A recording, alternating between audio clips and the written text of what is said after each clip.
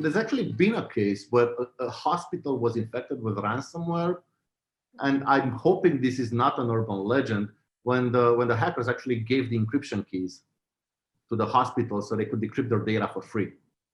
Yeah, I heard that too. So let's hope it's true. yeah, I do hope it's true. I have no confirmation on whether or not it's an urban legend or it is true. I haven't spoken with the people working at that hospital, so I hope it's true.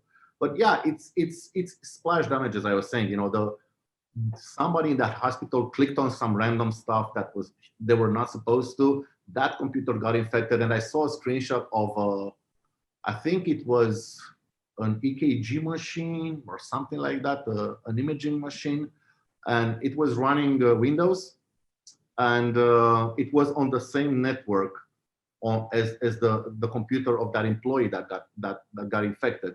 And for network segregation, that means that EKG machine was not on a separate network, right? And poor security software installed on the machines led to that. Somebody clicked on some stupid stuff online, that they got infected, and then through the network they infected any other Windows machine that was susceptible to the malware. So it's just bad security orchestration, if you will, on the hospital's part. And mind you, by the way, I did this talk at IC Health a while back with input from a friend of mine that works in a hospital. I will not disclose the name of the hospital, but he told me, he sent me this large file, like liquor, you know, like